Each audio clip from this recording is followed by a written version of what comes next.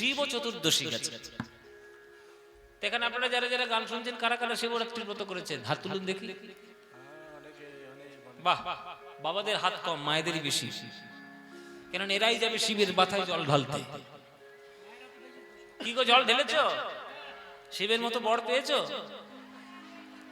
নাকি নন্দী ভিঙ্গির মতো বর পেয়েছো? এই যে তোমাদের মানসিকতা বা এই যে তোমাদের মনের মধ্যে একটা ঢুকিয়ে দেওয়া হয়েছে, শিবরাত্রিতে শিব ঠাকুরের ডিঙ্গে বা শিবরাত্রিতে শিব ঠাকুরের মাথায় জল ঢাললে মনের মতো স্বামী পাওয়া যায়, এসব বুদ্ধিগুলো কে দিয়েছে তোমাদের জানি না। উল্টো পাল্টা যুক্তি মাথার মধ্যে ঢুকিয়ে আসল শাস্ত্র ব্যাখ্যাগুলোই নষ্ট করে দেয়। শিব ঠাকুরের মাথায় জল দিয়ে তোমার ভালো বর হবে, সম্পূর্ণ ভুল কথা। কারণ শিব ঠাকুরের খেয়ে দিয়ে কাজ নেই, তোমার বর দেখতে বসে আছে সে। এই সারা বিশ্ব ব্রহ্মাণ্ড মাঝে তার অনেক কাজ আছে। একজন হচ্ছে সৃষ্টিকর্তা, তিনি হলেন ব্রহ্মা। একজন হলেন পালনকর্তা, তিনি হলেন বিষ্ণু। আর একজন হলেন সংহারকর্তা, তিনি হচ্ছেন রুদ্র শিব।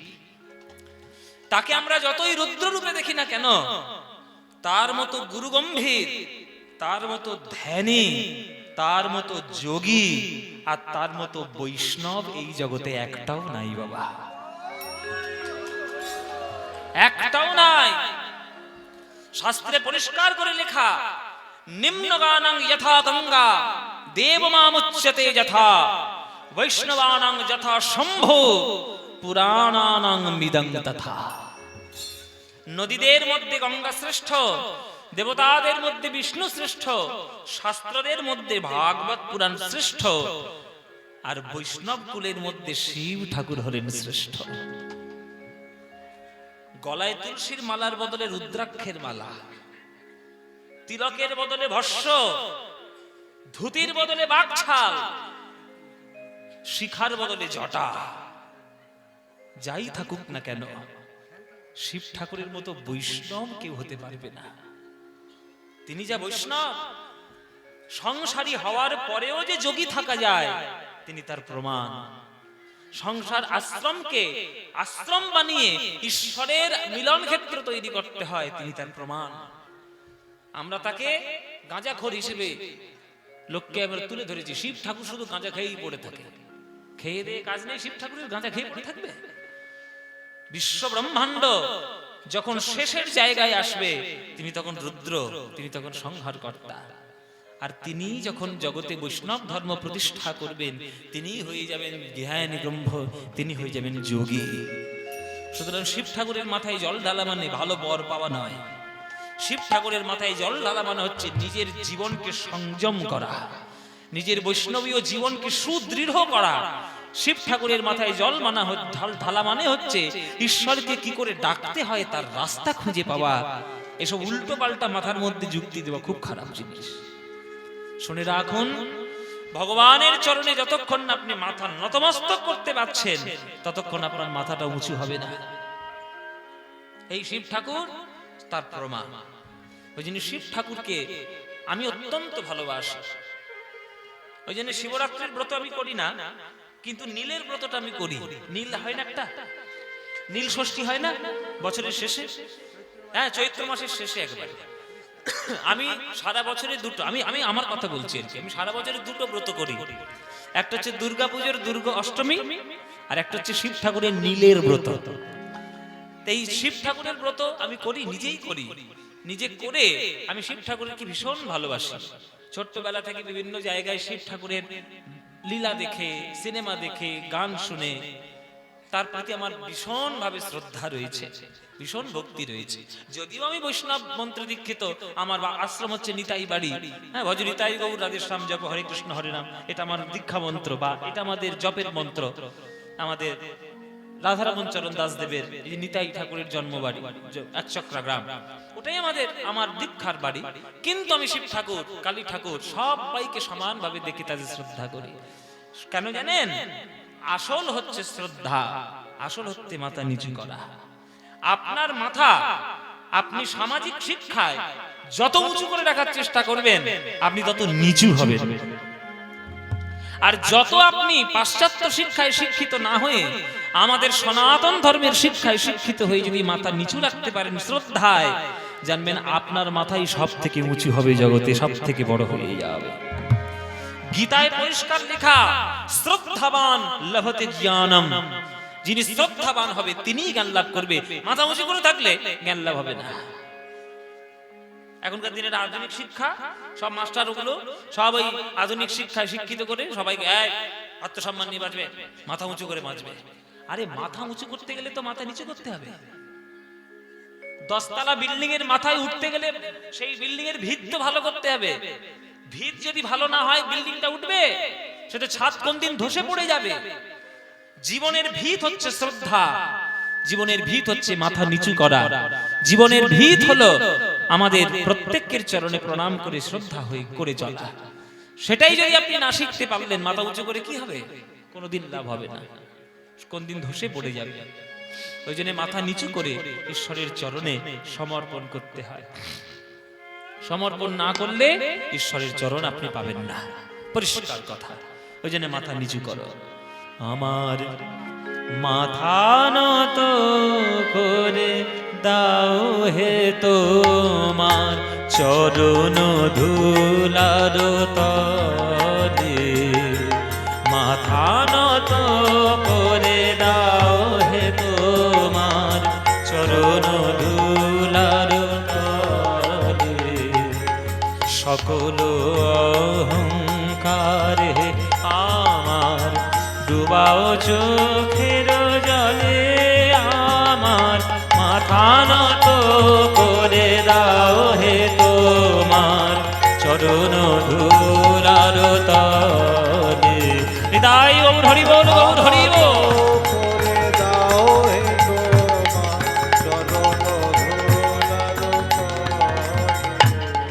নিজের করিতে গৌরবদান, নিজের কেবলি করি অপমান, নিজের করিতে গৌরবদান, নিজের কেবলি করি অপমান। গেনটা কন্ট্রোল করো, গেন উঠছে বারবার। আর আমার আমার এটা বাড়াও, ইনপুটটা বাড়াও। হ্যাঁ, বাইরের আউটসাইড ঠিক আছে, ইনসাইডটা কম লাগছে, ভয়েসটা বাড়াতে হবে। হ্যালো হ্যালো, মনিটরটা বাড়ালেই হবে। Hello hello. নিজেরে করিতে গৌরব দান, নিজেরে কেবলই করি অপমান। ও মায়েরা, মাথা নিচু করো, মাথা নিচু করে চেষ্টা করো। প্রণাম কেন করতে হয়? ভারতবর্ষ ছাড়া অন্য কোন দেশে দেখেছেন যে লোকে মাথা নিচু করে কারোর চরণে প্রণাম করতে? দেখান দেখি কোন দেশ আছে কিনা। আপনারা তো পড়াশোনা শিখছেন, বর্তমানে শিখেছেন, জানেন, দেখান কোন দেশ আছে। আরব দেশ আছে, আমেরিকায় আছে, জাপান, জার্মান, ইংল্যান্ড, রাশিয়া আছে মাথা নিচু করে প্রণাম করার অভ্যাস। পৃথিবীর মধ্যে একটাই দেশ আছে, সেটা ভারতবর্ষ, আমাদের দেশ। আমরা মাথা নিচু করে প্রণাম করতে শিখেছি। বাবা মাকে ভগবানের আসনে বসিয়ে তাদেরকে শ্রদ্ধা করতে শিখেছি। তা মাথাটা যদি নিচু করতে না শিখলাম, আমাদের মাথা উঁচু হবে কি করে? যদি শ্রদ্ধায় আপনার, শিক্ষায় আপনার মাথা নিচু না হয়, তাহলে তো আপনি অহংকারী। তাহলে আপনার অহংকার শিক্ষার থেকে অনেক উঁচু হয়ে গেছে, আপনি পাবেন না ভগবানের চরণ। ভগবান ভক্তের দুটো জিনিস সহ্য করতে পারে না, একটা ভক্তের চোখের জল আর একটা ভক্তের অহংকার। এই দুটো যদি একবার দিয়ে ফেলেছো, আর ভগবান তোমার কাছে ধারে বারে নেই। সুতরাং খুব সাবধান, মাথা নিচু করে চল। মাথা নত করে দাও হে তোমার চরণ ধুলার তলে। চরণের ধুলো চরণের কোথায় থাকে? কি গো মায়েরা, পায়ের ধুলো পায়ের কোথায় আছে?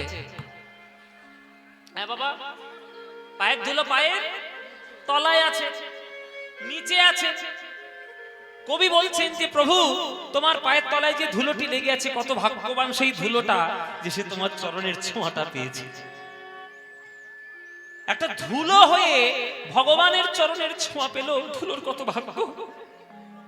আর আমি দেহ, শ্রেষ্ঠ দেহ পেলাম, মানব দেহ পেলাম, কই আমি তো ধুলোর মতো তোমার চরণ ধরতে পারলাম না।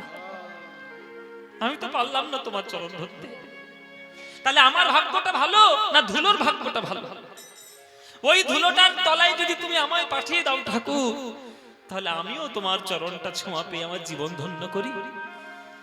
নরোত্তম দাস ঠাকুর লিখছেন, ভক্ত পদধূলি, ভক্ত পদজল, ভক্ত ভুক্ত শেষ তিন মহাবল। বৈষ্ণবের পদধূলি তাহে মোর স্নান কেলি, বৈষ্ণবের নামেতে উল্লাস, তর্পণ মোর বৈষ্ণবের নাম।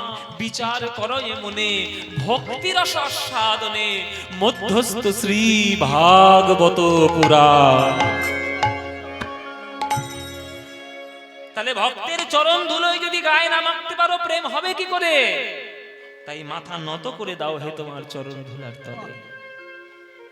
নিজেরে করিতে গৌরব দান, নিজেরে কেবলি করি অপমান, নিজেরে করিতে গৌরব দান, নিজেরে কেবলি করি অপমান।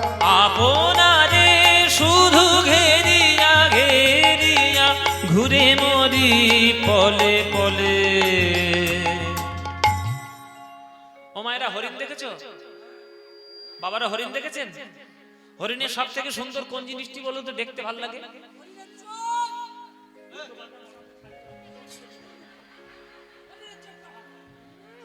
হরিণের চোখ দেখেছিস কোন রাজা জমিদারের বাড়িতে? হরিণের কোনটা ভালো গো মায়েরা? শিং। আগেকার দিনে যখন রোজ রাজা জমিদাররা শিকার করতো, মুন্ডুটা কেটে নিয়ে এসে শিংটা ঝুলিয়ে রাখতো। কি থাকতো না?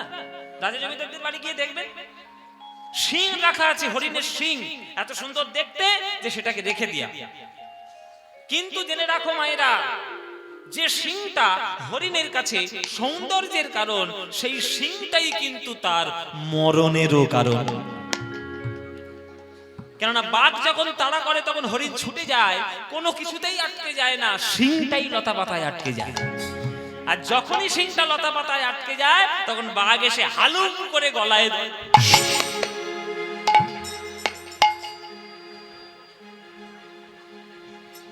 ধরলো। তাহলে শিংটা তার সৌন্দর্যের কারণ, শিংটাই তার মরণের কারণ। তেমনি তত্ত্বের দিকে বলছে, আত্মসম্মান থাকা ভালো, আত্মমর্যাদা থাকা ভালো, আত্মবিশ্বাস থাকা ভালো, কিন্তু আত্ম অহংকার যদি একবার হয়, সব ওই মুড়িয়ে খাবে বাঘ। আত্ম অহংকার থাকা ভালো নয়। আপনারে শুধু ঘেরিয়া ঘেরিয়া ঘুরে মরি পলে পলে, আমার মাথা নত করে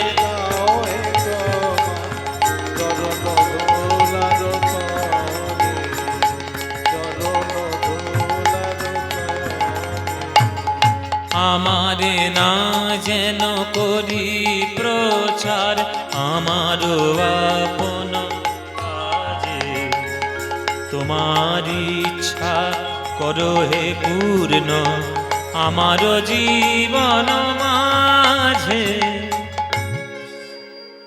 ও মায়েরা, এই যে আজকে তোমরা কীর্তন শুনতে এসছো, আমার কীর্তন শুনতে এসছো, হয়তো ওইখান থেকে শুরু হয়েছে, এইখান পর্যন্ত শেষ হয়েছে, ঘরে কাজ নেই, কীর্তন শুনতে এসছে।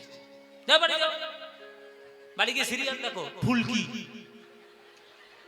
অনুরাগের ছোঁয়া, তারপরে সব যত সব মনে সে সিরিয়াল আছে, ওইগুলো গিয়ে দেখো, কি ধরি ধরি মনে করি, হ্যাঁ, গীতা এলএলবি, কি হয় ওসব দেখে?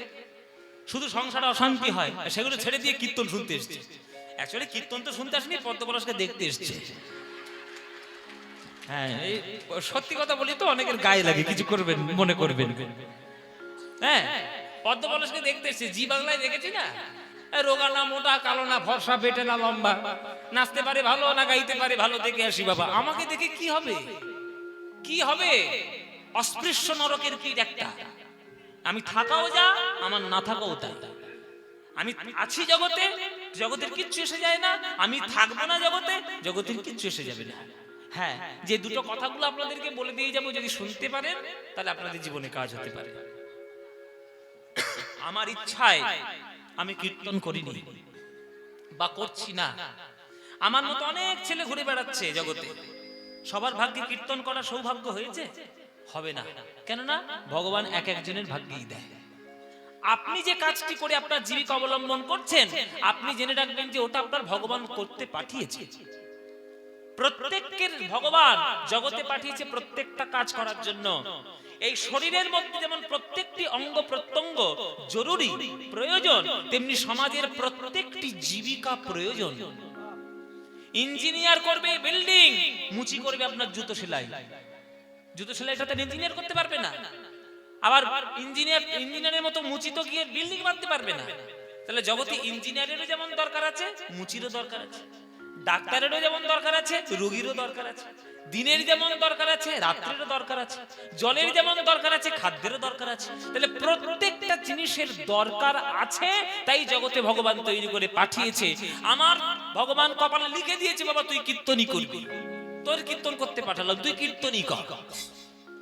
পড়াশোনা কি আমি করিনি? পড়াশোনা আমি করেছি। ছাত্র হিসেবে খারাপ ছিলাম না, ভালোই ছিলাম। অন্যান্য অনেক কিছু ট্রাই করেছি, চাকরি করব, ব্যবসা করব, নানান ধরনের করব। আবার মাঝখানে ইচ্ছে হয়েছিল যে দূর বাবু, এই কীর্তন করতে করতে তো গলা ধরে গেল, শরীরের অবস্থা কি হয়ে গেল দেখো। দূর এইসব কীর্তন টির্তন ছেড়ে দিয়ে খুব শর্টকাটে একটু যদি ভালো একটু ব্যবসা একটু করব, তো যদি একটু মন্ত্রী টন্ত্রী হতে পারতাম, নেতা, বসে বসে পয়সা, ভাষণবাজি দিয়ে পয়সা, আঙুলে ছাপ দিয়ে টাকা তুলবো, তবুও ভোটের জোরে মন্ত্রী হয়ে বসে থাকবো গদি আগলে পয়সা। কিন্তু ভগবান চাইনি তুই হবি না বাবা, তোর এই কপালে লিখে দিয়েছি কীর্তনই করবি। যেখানে লোক কীর্তন শুনতে আসবে তুই তাদের কীর্তনই শোনাবি। এটা আমি আজকের এই আশ্রমে, ওই জটাধারী বাবার আশ্রমে জীবনের অনেকটা কাল তো পেরিয়ে এসছি। এই এতটুকু অভিজ্ঞতা দিয়ে আমি এটুকু বলতে পারি, মায়েরা বাবারা, এই কীর্তন গান গেয়ে আমার যে আনন্দ আমি পাই, পৃথিবীর যত বড়ই কাজ আর যতই কাজ কোটিপতি হোক না কেন, আমার এই আনন্দ আমি কোনোদিন কুড়িয়ে নিতে পারবো না, কোনোদিন হবে না। আমি পারবো না, অন্যান্য অনেকে পারবে, তারা পারবে, আমি পারবো না। আমার দ্বারা ওই আনন্দ নেওয়া সম্ভব নয়। এই সঙ্গীতের মধ্যে ঈশ্বরের চরণে সমর্পণ করে যে আনন্দ পাওয়া যায়, এই আনন্দ অন্য কোথাও থেকে আমি কুড়াতে পারবো না। তাই এটা ভগবানের আমার কৃপা।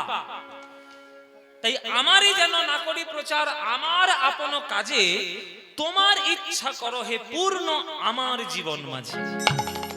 তাহলে আমার কাজ নয়, আমার কাজটা ঈশ্বরের কাজ বলে মনে করে যদি আমি করতে পারি, তখন কাজটা আর কাজ থাকবে না, কাজটা তখন সেবা হয়ে যাবে, কাজটা তখন সেবা হয়ে যাবে। ওই জন্য কাজের প্রতি শ্রদ্ধা রাখতে হবে। যাচি হে তোমার চরম শান্তি, পরাণে তোমার পরম কান্তি। যাচি হে তোমার চরম শান্তি, পরাণে তোমার পরম কান্তি। আমারে আড়াল করিয়া দাঁড়া হৃদয় পদ্ম দলে, আমার মাথা নত করে দাও হে তোমার চরণ ধুলার তলে।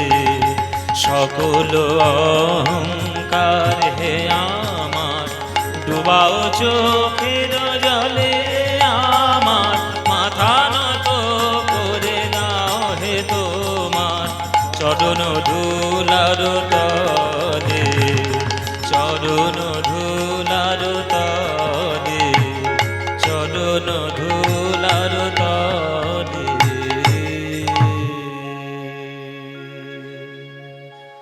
রবীন্দ্রনাথ ঠাকুরের গান, রবীন্দ্রসঙ্গীত। রবীন্দ্রনাথ ঠাকুরের গানের মানে জানতে গেলে, রবীন্দ্রনাথ ঠাকুরের গানের বিচার করতে গেলে পড়াশোনা করতে হবে। অল্প বিদ্যায় ওনার গানের কথার মানে বোঝা যাবে না। ওই জন্য অনেকে প্রশ্ন করে, কীর্তনে আপনারা রবীন্দ্রসঙ্গীত গান, তাতে তোমার কি? আমি গাই, তাতে তোমার কি? রবীন্দ্রনাথের গান কীর্তনে চলবে কি চলবে না সে বিচার করার যোগ্যতা তোমার আছে নাকি? আছে? কতটা পড়াশোনা করেছো? যে রবীন্দ্রনাথ ঠাকুর বিদ্যাপতিকে মাথার উপরে ডেকেছেন, পদাবলীর উপরে ভানুসিংহ নাম নিয়ে পদাবলী লিখে ফেললেন, তার অবদান থাকবে না কীর্তনে? শ্রদ্ধা করো, নিজের সংকীর্ণতা দিয়ে রবীন্দ্রনাথ ঠাকুরকে বিচার করো না। তিনি সমুদ্র। সাহিত্যের এমন কোন দিক নেই যে রবীন্দ্রনাথ ঠাকুরের হাত যায়নি যেখানে। পড়াশোনা করতে হবে, পড়াশোনা করো, তারপরে কথা বলো। ফেসবুকের জমানায় সবাই কমেন্ট করা শুরু করেছে, সবাই কথা বলতে পারে, কথা বলে লাভ নেই, আগে কাজ করো তারপরে কথা বলবে। ওই জন্য রবীন্দ্রনাথ ঠাকুরের গান বিরাট বড় দর্শন।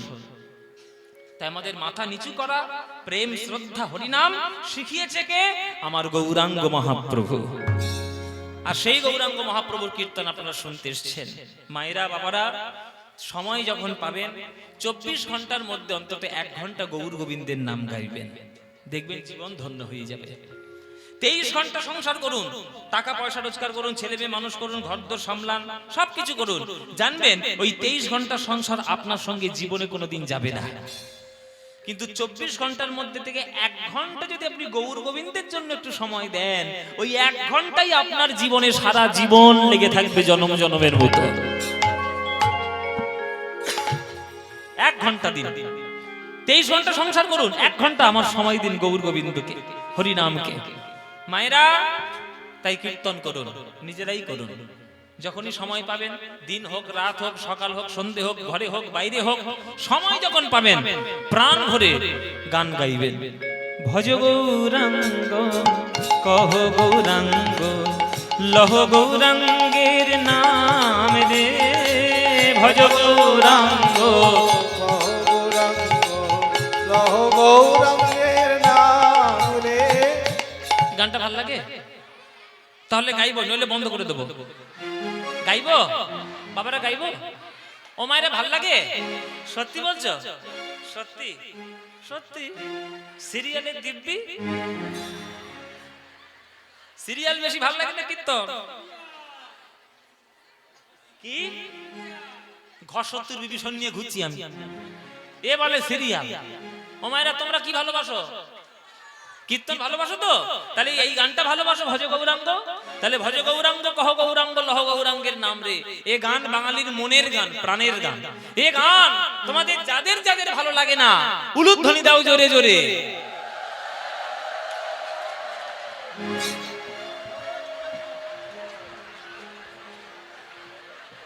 আমি বাড়ি যাব, বাড়ি যাচ্ছি সাধু বাবা।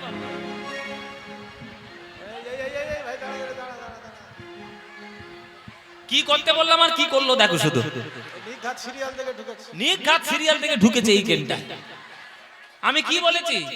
আমি বলেছি যারা যারা ভালোবাসো না তারা উলুধ্বনি দিচ্ছে, উলুধ্বনি।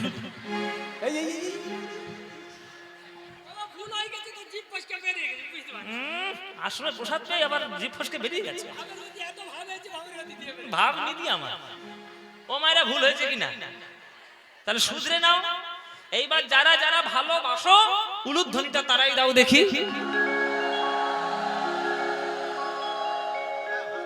না না, ভালোবাসো, ভালোবাসো। ভুল করে দিয়ে ফেলেছ তা কি করবে? হ্যাঁ, তো ভালো যখন বাসো এই গানটা আমার সঙ্গে করতালি দিয়ে গাইতে পারবে? হ্যাঁ, এমন জোরে জোরে গাইবে এইখান থেকে যেন বহরমপুর পর্যন্ত আওয়াজ যায়। সবাই মিলে চলো করতালি দিয়ে আমরা গাই। করতালি দিয়ে আমার সঙ্গে সঙ্গে গাইবে। ভজ গৌরাঙ্গ কহ গৌরাঙ্গ, লহ গৌরাঙ্গের নাম রে। বলো ভজ।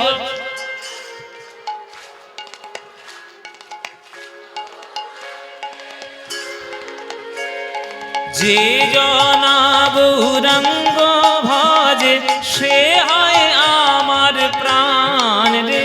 বলো যে।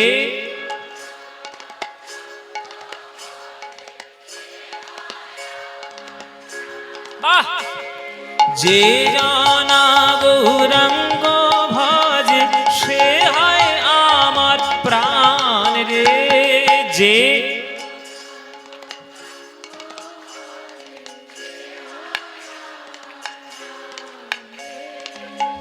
প্রভাত কালে হা গৌরাঙ্গ, যে বলে একবার রে।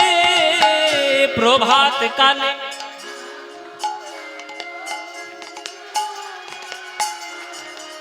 বাহ। দিন গেলে হা গৌরাঙ্গ, যে বলে একবার রে। দিন গেলে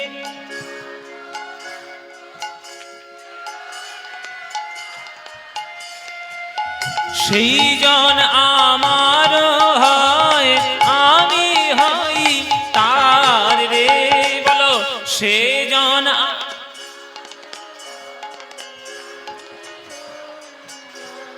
এবার হাত তুলে ভজ গৌরাঙ্গ কহ গৌরাঙ্গ, লহ গৌরাঙ্গ রাম রে ভজ গৌরাঙ্গ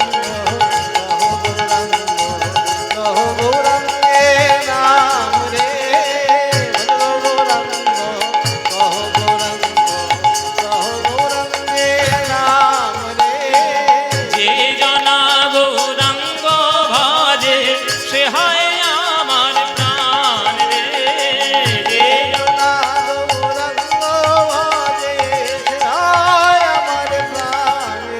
আহা ভজ গৌরাঙ্গ উলুধ্বনি উলুধ্বনি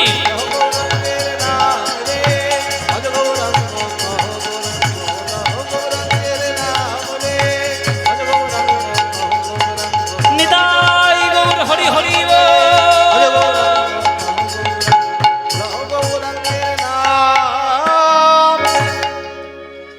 বলো আনন্দ হয়েছে কিনা হয়নি এই আনন্দ আর কোথাও পাবে এই আনন্দ কেবলমাত্র কীর্তনের মধ্যে পাবে আর এই গান আনন্দ পেতে গেলে প্রত্যেক বছর আশ্রমে কীর্তন শুনতে আসতে হবে আসবেন তো সবাই আসবেন সবাই আসবেন ব্যাস আপনারা এলেই আনন্দ হবে হ্যাঁ কি আমাকে আসবো সেরেছে ফের বায়না করবে আমার সময় হলে আমার সুযোগ হলে আমি নিশ্চয়ই আসবো নিশ্চয়ই আসবো কিন্তু আপনাদের কাছে আমার একটা দাবি আছে একটা বলবো দাবিটা কি বলবো বলি বাবা আজকের একটা দিন 365 দিনের মধ্যে একদিন সাধু বাবার আশ্রমে আপনারা কীর্তন শুনছেন বাকি 364 দিন কি করবেন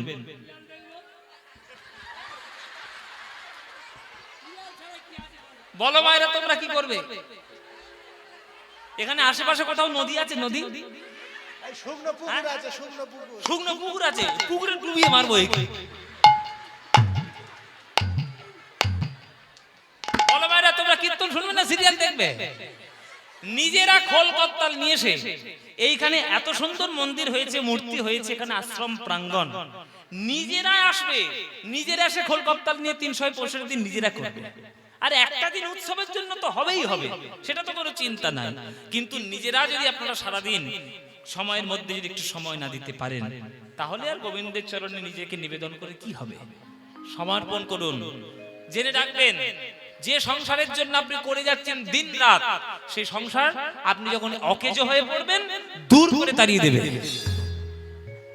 একেবারে দূর করে তাড়াবে ও যতই মায়া কান্না কাঁদুকার যাই পারে করুক মায়া কাটান ধীরে ধীরে ধীরে ধীরে মায়া কাটিয়ে ঈশ্বরের চরণে চলে যাওয়ার চেষ্টা করুন দেখবেন অনেক শান্তি পাবেন অনেক শান্তি আছে কেমন তাই এই সারা বছরের মধ্যে একটা দিন কীর্তন আর নিজেরা ঘরের মধ্যে সারা বছর ধরে কীর্তন চলো আস্বাদন করি আজকের লীলা আজকের আপনারা দূর দূরান্ত থেকে ভক্তগণ সবাই এসেছেন কৃষ্ণ লীলা আজকে আস্বাদন করব আমরা যে কৃষ্ণ লীলাটি আজকে আস্বাদন করব খুব মন দিয়ে শুনতে হবে কীর্তন শুনতে এসে আর সারাক্ষণ বাইরের চিন্তা করে হবে না কীর্তন যখন শুনবেন মন দিয়ে কীর্তন শুনবে যে কি বলছে কি গান হচ্ছে কি বোঝাচ্ছে মন দিয়ে শুনতে হবে ঘরে তালা দিলাম না হাঁস মুরগি আছে গরু ছাগল আছে এসব চিন্তা করে তাহলে কীর্তনে কেন এসেছেন ওসব চিন্তা বাড়িতে গিয়ে করবেন কীর্তনের আসরে যখন বসেছেন কীর্তনের মধ্যে ডুবে যান তাহলে কীর্তনের মূল কথাগুলো বুঝতে পারবেন চলুন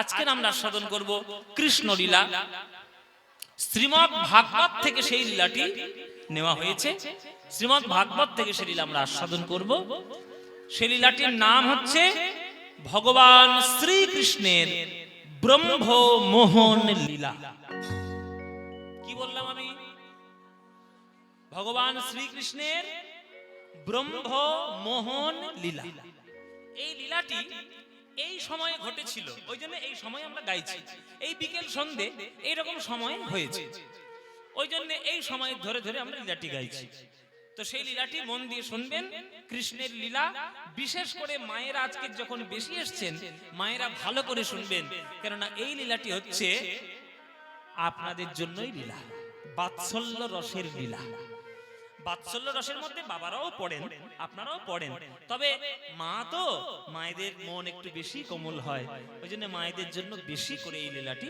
শোনানো হবে চলুন সেই লীলাটি আস্বাদন করব। আজকে আমরা আস্বাদন করব ব্রহ্মমোহন লীলা।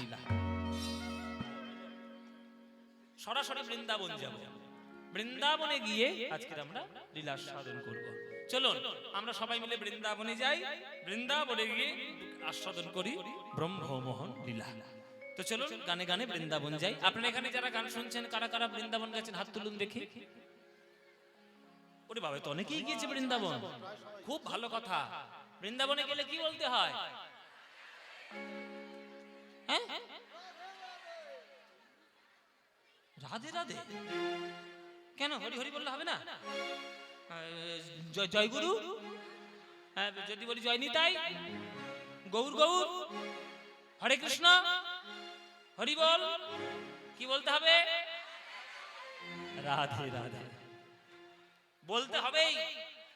কেন বলতে হবে? কেননা রাধা রানী যদি কৃপা না করে আপনি বৃন্দাবনে প্রবেশই করতে পারবেন না। বৃন্দাবনটা রাধার জায়গা, কৃষ্ণের জায়গা নয়, বলে দিলাম। এই সারা বিশ্ব ব্রহ্মাণ্ডের জায়গা জমি সব কৃষ্ণের নামে রেজিস্ট্রি করা আছে। এখনো পর্যন্ত কৃষ্ণ বৃন্দাবনের জায়গাটা নিজের নামে রেজিস্ট্রি করতে পারেনি, রাধা রানীর নামে হয়ে আছে।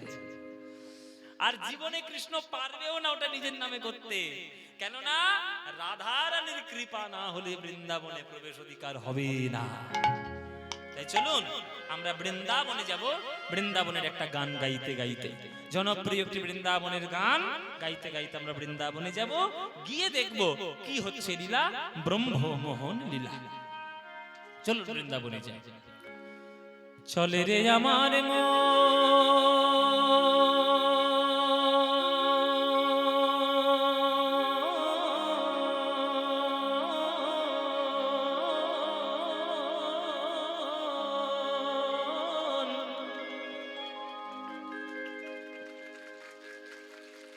মধুর বৃন্দাবন,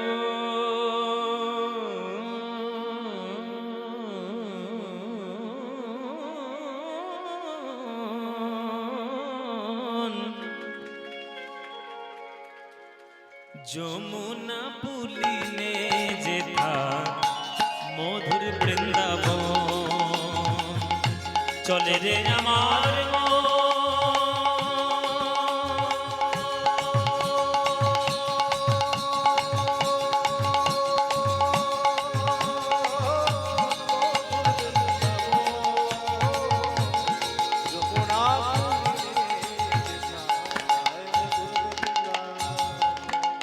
যেথা শ্যাম কুণ্ড রাধা কুণ্ড, শ্যাম কুণ্ড শ্যাম কুণ্ড রাধা কুণ্ড, শ্যাম কুণ্ড রাধা কুণ্ড, দেখবি সেথায় গিরি গোবর্ধন, দেখবি গিরি গোবর্ধন, যমুনা পুলিনে যেথা মধুর বৃন্দাবন। নিতাই গৌর হরি হরি আমার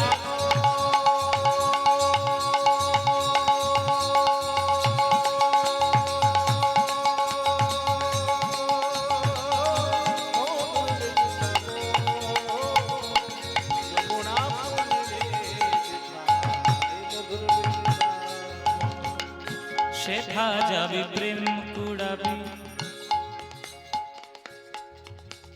পানি সামা করে বাবা করে করে সরে নিরে সরে নিদা নিদা নিদা, পানি দব গামা পা, পানি দব গামা পা, পানি দব গামা পা মা পা, শেখা যাবি প্রেম কুড়াবি, মামা করে নিদা নিরে রে গা রে গা গা গা গা সা, সামা গা রে সা নি নি নি, পানি রে রে নিদা নিদা, মাদা নিরে সা সা নিদা, ধনি পাধা মাপা রে গা রে নিধা পা, শেখা যাবি প্রেম কুড়াবি, রাধা কৃষ্ণের দেখতে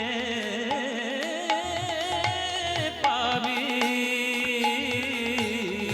শেখা যাবি প্রেম কুড়াবি, রাধা কৃষ্ণের দেখতে পাবি। এক একটা জায়গায় এক একটা জিনিস বিখ্যাত। আস্তে ও মায়েরা, এক একটা বাবারা, এক একটা জায়গার জিনিস এক একটা জায়গায় বিখ্যাত। যেমন যেমন বলছি আমি, যেমন কলকাতার বিখ্যাত কি?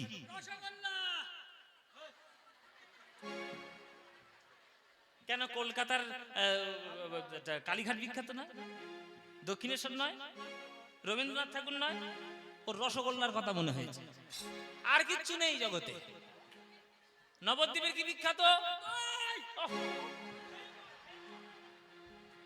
নবদ্বীপের নিমাই বিখ্যাত নয়, দই বিখ্যাত, শুধু খাবার কথা।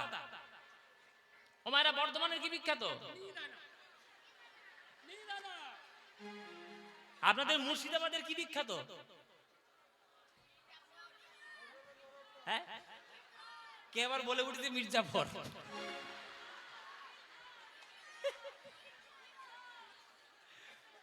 মুর্শিদাবাদের একটা জিনিস বিখ্যাত আছে, বর্ধমানের একটা জিনিস বিখ্যাত, নদিয়ার একটা জিনিস বিখ্যাত, তাহলে প্রত্যেকটা জায়গায় একটা জিনিস বিখ্যাত।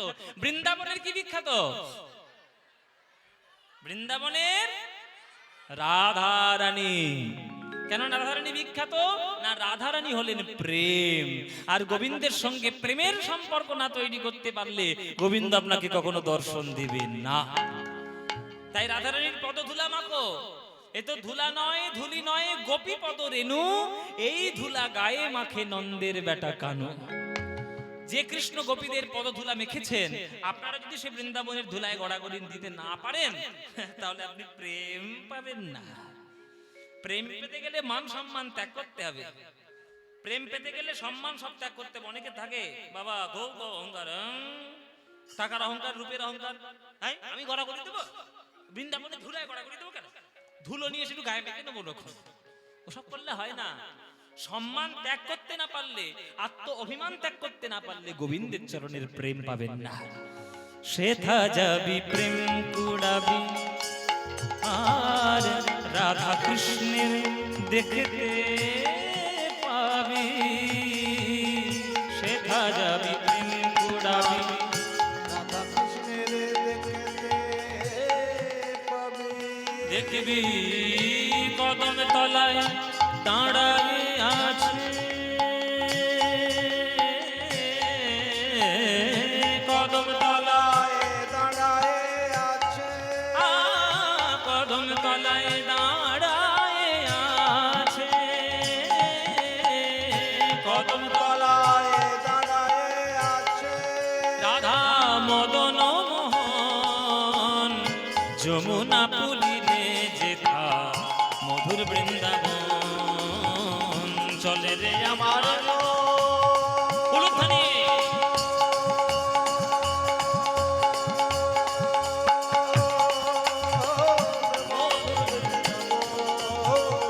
যমুনা পুলিনে যেথা মধুর বৃন্দাবন মনরে